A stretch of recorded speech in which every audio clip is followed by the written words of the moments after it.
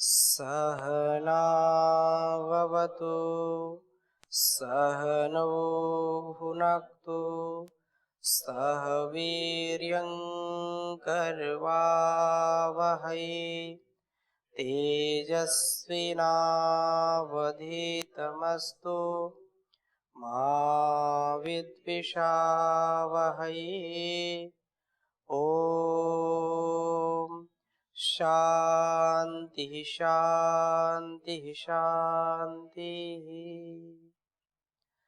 वैदिक ब्रह्मचर्य गीत का हम स्वाध्याय कर रहे थे और दूसरे मंत्र में ये विशेष बात हम समझने का प्रयास कर रहे थे कि दुनिया में कोई भी शक्तिशाली व्यक्ति है और उस शक्तिशाली व्यक्ति से जब किसी का मेल हो जाता है, उससे मिलन हो जाता है, उसका वो सखा हो जाता है, मित्र हो जाता है, तो पूरे क्षेत्र में या उससे जो संबंधित लोग होते हैं वे अपने आप उसके वश में आ जाते हैं। संसार के लोग भी यदि किसी शक्तिशाली राजा से, सम्राट से, राष्ट्र अध्यक्ष से यदि थोड़ी सी भी जान पहचान होती तो लोग बोलते हैं आपकी तो जान पहचान ही है, हमारा काम करा दो। हाँ, चाहे वो अपराधी हो, चाहे बहुत सज्जन हो, उसको बड़ी सम्मान की दृष्टि से देखते हैं कि भाई इसकी पहुंच तो ऊपर तक है। और इस बात को आप समझिए कि जब कोई बात होती है तो लोग बोलते हैं ऊपर वाले से डरो, ऊपर वाला सब कुछ देख रहा है। कहने का आशय ऊपर से ऐसा नहीं कि वो 7वें आसमान में है या ऊपर ही है, नीचे नहीं है। ऊपर का तात्पर्य यह है कि वो सबसे ऊपर है, सर्वोपरि है। और उस सर्वोपरि सत्ता से, उस परम पिता परमेश्वर से जिसका संबंध जुड़ गया है, उसको दुनिया में कोई दुख नहीं दे सकता। उसके लिए सब सुखमय हो जाते हैं, उसके लिए सब अनुकूल हो जाते हैं, कोई भी प्रतिकूल नहीं होता है। प्रभु प्यारे से जिसका संबंध है उसे हरदम आनंद ही आनंद है, वो परमानंद को प्राप्त करेगा। ऐसा भाव यहां पर इस दूसरे मंत्र में बताया जा रहा है। एक बार उच्चारण करेंगे दूसरे मंत्र का। ओम ब्रह्मचारिणं पितरो देवजनाः पृथक् देवा अनुसंयन्ति सर्वे गन्धर्वा एनमन्वयायन् त्रयस्त्रिंशत्त्रिशताः सहस्राः सर्वांस देवांस तपसा पिपरति। ब्रह्मचारी जब इस संसार के भोगी लोग, रोगी लोग भोग के लिए दौड़ते हैं तो विषयों की तरफ जब दौड़ते हुए कितना चाहते रहते हैं कि हमारे इस प्रयोजन के लिए संसार की सब अवस्थाएं अनुकूल हो जाएं, जिसका अर्थ यह होता है कि सब देवता दिव्य शक्तियां अनुकूल हो जाएं, पर वे कभी नहीं होती। ऐसा लोग बोलते हैं ये हो जाए, भगवान करे ये हो जाए, है? कहीं कहीं इधर उधर लोग भटकते रहते हैं, जिसकी स्तुति नहीं करनी होती उसकी भी स्तुति करते हैं, जिससे कभी कोई मतलब नहीं रहता उसके पास भी जाकर के गिड़गिड़ाते हैं। जहां जिसने कोई बात बता दी, कर्म का जो मर्म है, जो धर्म का मर्म है, उसकी सत्यता को न जान करके लोग बहुत ही शॉर्टकट रास्ता अपनाने का प्रयास करते हैं कि ये काम सिद्ध हो जाए। एन केन प्रकारेण, साम दाम दंड भेद से स्वार्थ की पूर्ति होनी चाहिए, लेकिन वो पूरी हो नहीं पाती। लेकिन वस्तुतः जो ब्रह्मचारी है वो सदा शेर के जैसा अडिग रहता है और अपने कार्य को लक्ष्य में लेकर के सदा आगे बढ़ता रहता है। कितनी भी समस्याएं आए, कितनी भी मुसीबतें आए, कभी ब्रह्म के विचार से ब्रह्म के जो उसने आत्मसात किया है, ब्रह्मत्व को, ब्रह्म का जो विचरण है वो कभी उससे अलग नहीं होता, ब्रह्म में ही सदा स्थित रहता है, ब्रह्म भाव में बना रहता है, वो कभी इधर उधर भटकता नहीं है। तो यही बात कह रहे हैं, हम कभी भी निर्विघ्न और रूप से भोग नहीं प्राप्त कर सकते। एक तरफ कुछ सुधारते हैं तो दूसरी तरफ कुछ बिगड़ जाता है। ये संसार ऐसा ही है, एक काम बना तो दूसरा बिगड़ा हुआ तैयार है, दूसरा बनाया तो तीसरा बिगड़ा हुआ तैयार है।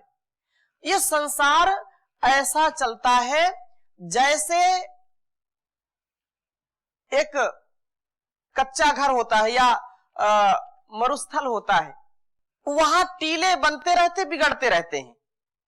यहां पर थोड़ी हवा आई तो यहां पर बहुत बड़ा टीला हो गया, थोड़ी देर बाद वो हटकर दूसरी जगह चला गया। जैसे हमारे योगग्राम की एक नदी है, दोनों तरफ बहती है, उसका जब प्रवाह चलता है तो थोड़ी देर इधर फिर थोड़ी देर बाद उधर, एक तरफ हुआ फिर दूसरी तरफ चल पड़ी। ऐसा ये जीवन का प्रवाह है कि एक धारा में एक रस बह ही नहीं सकता जिनका जीवन संयमित नहीं होता है। यदि शरीर ठीक है, शरीर से स्वस्थ है तो मन से स्वस्थ नहीं, मन बहुत अच्छा है तो शरीर से स्वस्थ नहीं, मन तन और मन दोनों स्वस्थ हैं तो धन से स्वस्थ नहीं। हाँ, एक ना एक समस्या बनी रहती है। दांत है तो चना नहीं और चने हैं तो दांत नहीं। ये संसार का व्यवहार चलता रहता है। इसलिए जो ब्रह्म का आचरण करता है वही निसंदेह आगे बढ़ता है। समस्याएं आएंगी, उन समस्याओं से कभी व्यक्ति जब उलझता है तो आगे नहीं बढ़ पाता। लेकिन जिसने वैदिक सिद्धांत को अपनाया है, जिसने वैदिक वांग्मय की जो उपदेश है, वांग्मय का जो आदेश है, उससे पृथक जब नहीं आचरण करता है तो लक्ष्य तक पहुंचता है। ये वेद मंत्र हमको इतना उत्साह दे रहे हैं, इस उत्साह से हम अपने जीवन को लबालब भर लें, जिससे एक क्षण के लिए भी हम हतोत्साहित न हो। किसी कवि ने कहा, वैदिक सिद्धांत को नितांत निर्भ्रांत माने, ईश आस्था का और अंतर उजाला हो, शुभ हो संकल्प सदा जीवन प्रकाश सत्य, संयम सुशीलता के सांचे बीच ढाला हो, पाखंड के खंडन को सत्य के मंडन को, कार्य में पवित्र झंडा ओम का संभाला हो, द्वेष ना हो क्लेश प्रेम प्रीति हो विशेष, फिर क्यों ना श्रेष्ठ जनों का फिर दुनिया में बोलबाला हो। ब्रह्मचर्य का पालन जब हमारे राष्ट्र में विशेष रूप से होता था तो हमारा राष्ट्र विश्व गुरु था, और आज वह परंपरा परम पूज्य स्वामी जी महाराज के सानिध्य में यह पावनी परंपरा यहाँ चल पड़ी है। राष्ट्र फिर से जगेगा और यहाँ का अंधकार भगेगा, ऐसी कामना से यह वेदों का स्वाध्याय हम रोज कर रहे हैं और हमको उत्साह भी मिल रहा है। हमारी एक एक कोशिका में ऊर्जा का संचार हो रहा है, तो यह बहुत बड़ी बात है। कर्तव्य पर अडिग रहें, कर्तव्य कभी हमको नीचे नहीं गिराता, जो कर्तव्य में अडिग रहता है उसको कर्तव्य धीरे धीरे ऊपर ही उठाता है। तो कह रहे कर्तव्य क्षेत्र से कभी ना पग पीछे धरे, चाहे कितना भी घोर संकट का साला हो, नदी हो या नाला तोप तेग तीर भाला धूप, सर्दी या पाला सिंह हो या ब्याल काला हो, बच्चा बच्चा निज देश जाति के उद्धार के ही धुन में लगन में मगन मत वाला हो, मुख से जो कहे उसे करके दिखा दे, फिर क्यों ना श्रेष्ठ जनों का दुनिया में बोलबाला हो। कृण्वन्तो विश्वम आर्यम अपगन्तो अरामणा। उस जो परंपरा का हम निर्वहन कर रहे हैं, उस परंपरा में ब्रह्मचर्य को सबसे ऊंचे रखा है। हमारे विचार में, हमारे व्यवहार में वो चीज आए तो इस संसार का सारा वैभव हमारे लिए है। तो यही बात, इस प्रकार हम संसार में रह करके दुनिया में हमारा कोई कुछ बिगाड़ नहीं सकता यदि हम ब्रह्मचर्य का पालन करेंगे। एक तरफ कुछ सुधारते हैं, कुछ बिगाड़ते हैं, वो स्थिति अब्रह्मचर्य से, असंयम से उत्पन्न होती है। हमारा अविवेक, हमारी अज्ञानता, हमारा अभाव, हमारा अविश्वास हमको डगमगाता रहता है। हमको इधर उधर ऐसे जैसे पेंडुलम, कभी इधर कभी उधर कभी उधर ऐसे चलता रहता है। इस प्रकार हम अशांति में ही बिता देते हैं पूरा जीवन। पर दूसरी तरफ जिसमें उस ब्रह्म को, उस महान देव व ज्ञान रूप सत्य रूप को पा लेने की सच्ची लगन लग गई है, उसके लिए ये देव अपने आप रास्ता साफ कर देते हैं, सहायक हो जाते हैं, हाथ बांधकर उसके अनुसार हो जाते हैं। ब्रह्मचर्य का यह भारी प्रताप है। मैं फिर दोहराता हूं कि जिसने उस परम देव की तरफ मुंह उठा लिया है, उस ब्रह्म की चर्या का व्रत ले लिया है, उसकी सहायता के लिए उसकी दिव्य शक्तियां, उसके देव क्यों नहीं उठ खड़े होंगे। मनुष्य जितना जितना ब्रह्मचारी होता जाता है, जितना जितना ब्रह्म के नजदीक होता जाता है, उतना उतना ही ये देवता अधिक मात्रा में उसके साथ आकर के जुड़ते हैं, उतने उतने ही ये देव उसके अनुसार बनते जाते हैं और अंत में उसे उसके लिए अभिष्ट परम देव से मिला देते हैं।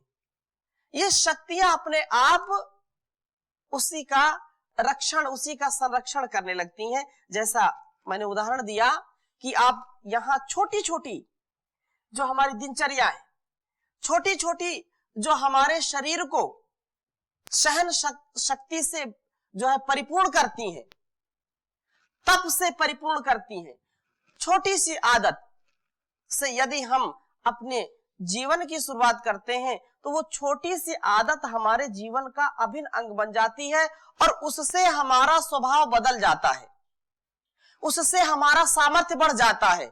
और उससे जब सामर्थ्य बढ़ता है तो इस प्रकृति में जो भी लोग कहते हैं विकृति है, विकृति नहीं है, विकृति तो हमारे अंदर है। हमारे अंदर की विकृति यदि ठीक है तो प्रकृति हमारे लिए अच्छी होगी।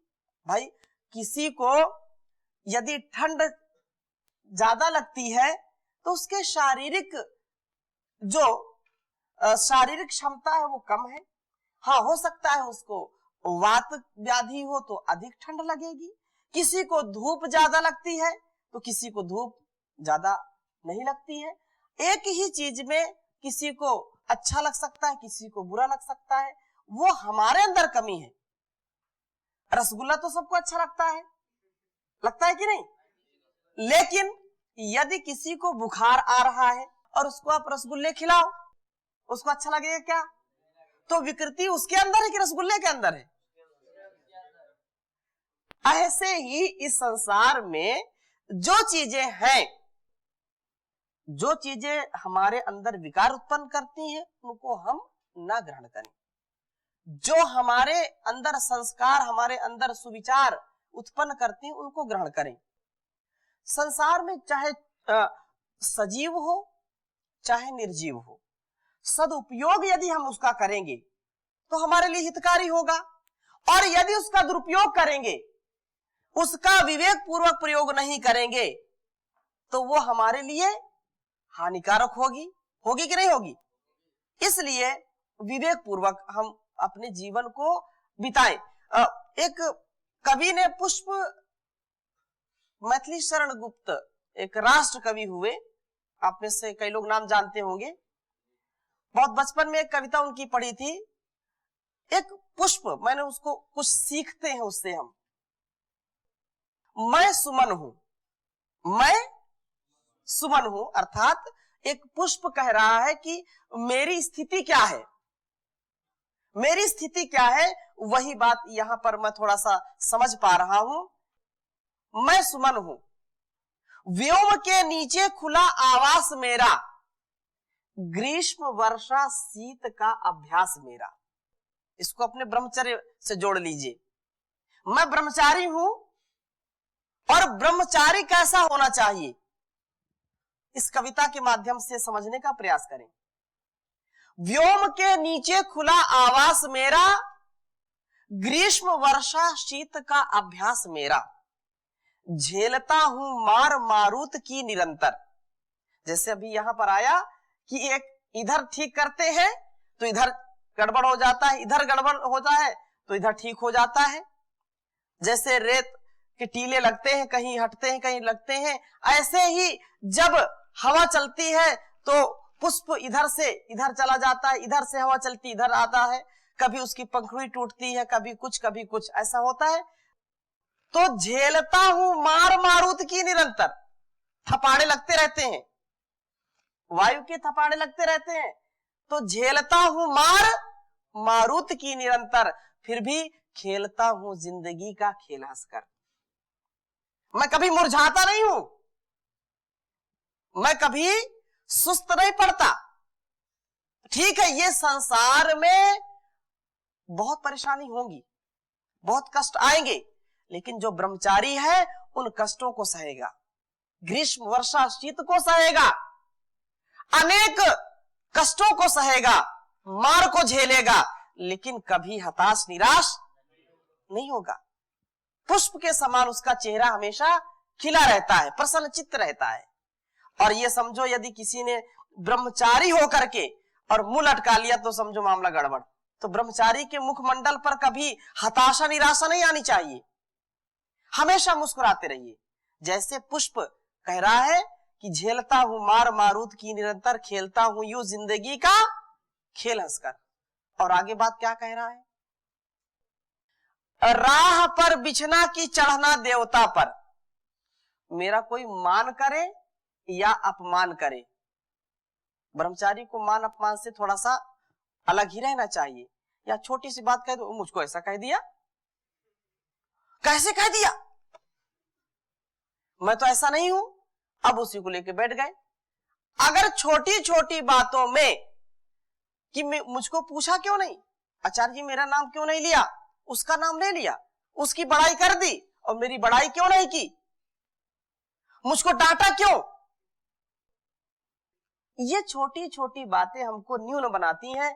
तो ये पुष्प से हम सीखें, राह पर बिछना कि चढ़ना देवता पर, बात है मेरे लिए दोनों बराबर, बात है मेरे लिए दोनों बराबर, तोड़ने को जिस किसी का हाथ बढ़ा, मैं बिहस उसके गले का हार बना।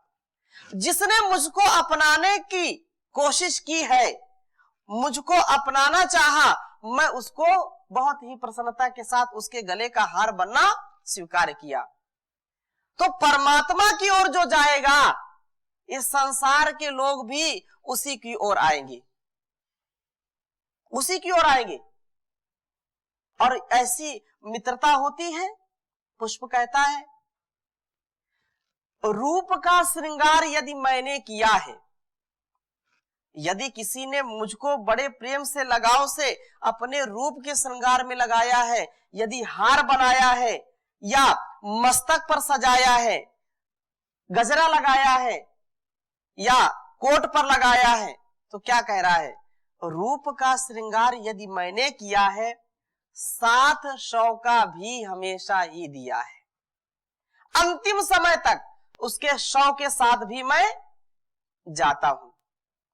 तो इस पुष्प की भांति हम परस्परता में जिए, मित्रता में जिए और हम अपने जीवन को ब्रह्मचर्य से युक्त बना करके जिए। तो यही बात यहां पर मैं समझ पा रहा हूं कि हमको जहां से भी जो शिक्षा मिले, सुशिक्षा मिले, उसको ग्रहण करके अपने जीवन को तराशने का, अपने इस इतिहास को बनाने में जहां जहां जो जो चीज अच्छी लगे आप उसको अपने तर्कस में रखते जाइए, अपने तर्कस में रखते जाइए। ब्रह्मास्त्र भी रखिए, है, आग्नेयास्त्र भी रखिए, सब कुछ रखिए, जहां जिसकी आवश्यकता हो आप उसका प्रयोग करिए। मैं फिर दोहराता हूं कि जिसने उस परम देव की तरफ मुंह उठा लिया है, उस ब्रह्म की चर्या का व्रत लिया है, उसकी सहायता के लिए सभी दिव्य शक्तियां आ ही जाती हैं। क्यों नहीं आएंगी? मनुष्य जितना जितना उसके जो है पास जाएगा उतना उतना वो भी पास आएगा, उसे उसके लिए अभिष्ट परम देव से मिला देते हैं। तो ये देवता कौन है? क्योंकि वो देवताओं के विषय में चर्चा की थी, तो देवता कौन है? एक तो ये बात स्पष्ट हमको होनी चाहिए कि हम जिससे लाभान्वित होते हैं अथवा जिससे हमारा जीवन चलता है, जिसके कारण ये सब कुछ होता है, जो उपकार करते हैं वो देवता कहलाते हैं। तो देवता दो प्रकार के मुख्य रूप से होते हैं। जो देने वाले वो क्या है? देवता। और जो लेने वाले हैं वो लेवता है। तो लेने वाले भी लेकर के देते हैं तो वो भी देवता हो गए। हाँ, तो देवता दो प्रकार के हैं, एक जड़ देवता होता है, एक चेतन देवता होता है। तो जड़ देवता जो, इसमें बहुत सारी चीजें आएंगी और हमारे अंदर भी ये कार्य बराबर चल रहा है। हमारे अंदर बड़ी भारी फैक्ट्री लगी हुई है, हमको पता नहीं चलता कितने देवता अंदर काम कर रहे हैं। हमारे अंदर देवता काम कर रहे हैं, लेकिन हम कभी उनको समझते नहीं, जानते नहीं, एक क्षण के लिए भी विश्राम नहीं करते, वो सतत चलते हैं। और एक देवता बाहर कार्य करते हैं जिनको आप देखते हैं। तो जो चेतन देवता है वे माता पिता के रूप में, गुरु आचार्य के रूप में, अतिथि के रूप में, जो हमारे कल्याण के लिए सतत लगे रहते हैं, जिनके द्वारा ये जीवन हमको मिलता है, वो जो है हमारे जीवित देवता है। क्योंकि यदि माता पिता ना हो तो हमारा जीवन हो सकता है क्या? नहीं हो सकता। और जीवन होने के बाद भी कितने लोग हमको बढ़ाते हैं, कितने लोग हमको पालते पोसते हैं, कितने लोग हमको उन्नति प्रदान कराते हैं, तो सब हमारे लिए क्या है? देवता है। गुरु हमारे लिए देवता है, क्योंकि यदि गुरु ना हो तो हमको ज्ञान कहां से मिलेगा? ये जो गुरु शिष्य परंपरा है, जो ऋषियों की परंपरा है, ये बहुत उदात्त भावना है। तो अब इसमें कुछ लोग ऐसे होते देवता तो बना लिया, मंदिर, मस्जिद, गुरुद्वारा और अनेक अनेक स्थानों पर, लेकिन जो जीवित देवता है उनकी अवहेलना करते हैं, उनका निरादर करते हैं, उनका सम्मान नहीं करते। तो माता पिता गुरु आचार्य ये हमारे जीवित देवता है, इनका यथा योग्य सत्कार करना ही पूजा है। देवताओं की पूजा क्या है? यथा योग्य सत्कार करना। अब जो किसी वस्तु को ग्रहण नहीं कर सकता उसको हम उस वस्तु को दे रहे हैं भेंट, और जो उसको ग्रहण कर सकता है उसको नहीं दे रहे हैं। तो ये विवेक पूर्वक कार्य है कि अविवेक पूर्वक है? तो यथा योग्य व्यवहार हो ना, यथा योग्य। भूखे को भोजन, प्यासे को पानी, नंगे को वस्त्र, निर्धन को धन, अज्ञानी को ज्ञान, ये हम प्रदान करें जैसा जैसा हमारे अंदर सामर्थ्य है और जैसी जैसी उन देवताओं की आवश्यकता है। भूखे बैठे हुए हैं और आप उनको बहुत जो है महंगे महंगे कपड़े पहनाओ कि कपड़ा पहनो। भूखे हैं, प्यासे हैं, तो भूख प्यास में भोजन और पानी देना चाहिए, और उनको हम अनेक प्रकार से वस्तुओं को दे रहे हैं तो उनसे उनका उपकार नहीं होगा।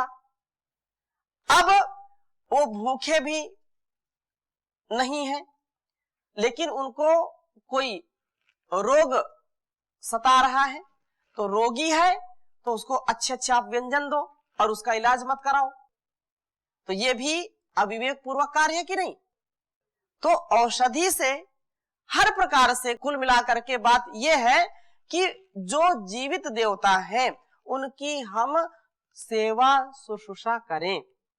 जो देवता हैं जीवित, उनको अपनी सेवा से, अपने अभिवादन से, अपनी विनयशीलता से उनको तृप्त करें। भोजन, पानी, अन्न, वस्त्र, औषधि आदि से उनको कभी भी हम वंचित ना करें, ये विशेष है।